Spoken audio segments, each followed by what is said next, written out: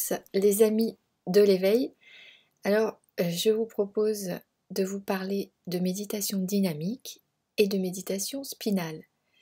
Alors pour ceux qui connaissent peut-être ce que c'est que la méditation dynamique, en tout cas celle qui est la plus connue, c'est la méditation d'Osho, qui se fait d'ailleurs en plusieurs étapes.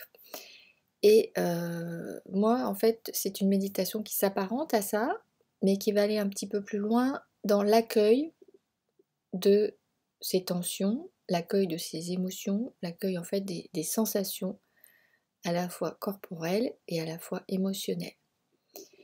Alors, dans la méditation d'Osho, vous savez qu'il y a une phase très dynamique où on expulse sur une musique un petit peu remuante, on expulse les mouvements.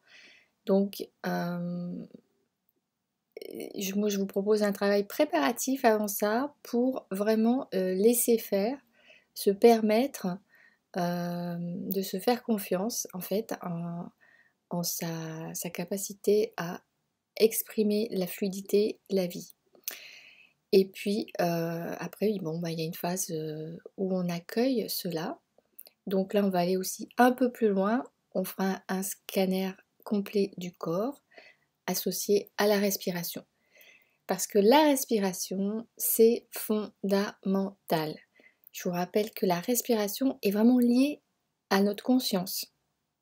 Donc, plus on s'accorde à contacter en profondeur cette respiration, plus quelque part on va être aidé par notre conscience qui va nous guider pour faire les gestes adéquats et les actions adéquates. Alors, pour ceux que ça intéresse, la méditation dynamique d'Osho, je vous propose de m'envoyer un message en m'indiquant votre email et je vous enverrai déjà quelques emails là-dessus avec une ou deux vidéos. Voilà, donc n'hésitez pas. En attendant, ce que j'ai à vous dire également par rapport à la méditation spinale, donc j'en reparlerai, je pense que je ferai un live là-dessus. On fera une initiation à cette méditation. C'est une méditation qui est le long de l'axe de la colonne vertébrale, c'est pour ça qu'elle s'appelle spinale, et elle est associée au souffle également.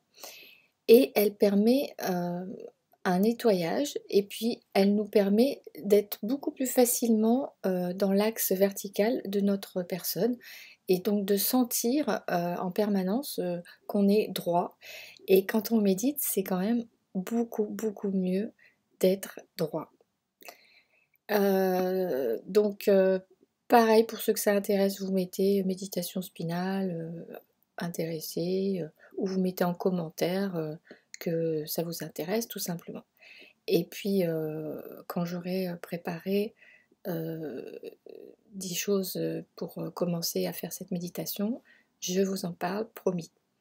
En attendant, faites attention à cette période parce que tout est propagande. Je ne sais pas si vous l'avez remarqué. Il y a des vérités qui sortent et qui évidemment dérangent. Je ne sais pas si vous vous rendez compte que on est vraiment avec les médias notamment, et tous les médias pratiquement sont dans des fake news en permanence, donc on est dans un système de propagande à tous les niveaux, et je pense que c'est important de s'en éloigner, de regarder ça avec beaucoup de recul, et parce que ce qui est important, c'est de se centrer sur soi, sur soi-même, pour être posé, et puis pour pouvoir élever aussi nos énergies, parce que quand on est plus posé, calme, que ce soit au niveau émotionnel ou mental, eh bien on arrive plus facilement ensuite à faire ce qu'il faut pour nous élever dans la joie ou dans des vibrations plus hautes. C'est beaucoup plus simple. C'est comme si on mettait les bases essentielles.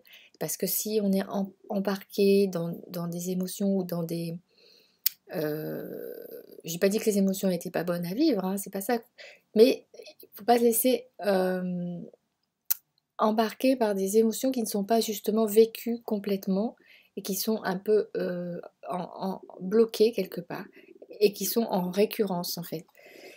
Et du coup, comme elles sont en récurrence, elles vont être un handicap en fait, parce qu'elles ne vont pas être vraiment vécues. Une émotion, c'est fait pour être vécue et puis pour passer à autre chose. C'est un mouvement, voilà.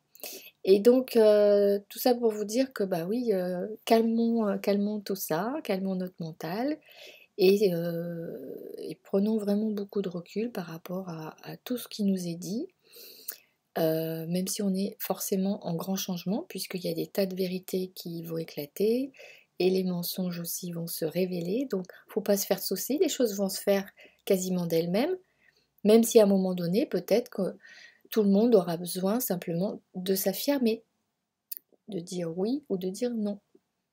Mais à mon avis, il faudra plutôt dire non. Je sais pas ce que vous en pensez.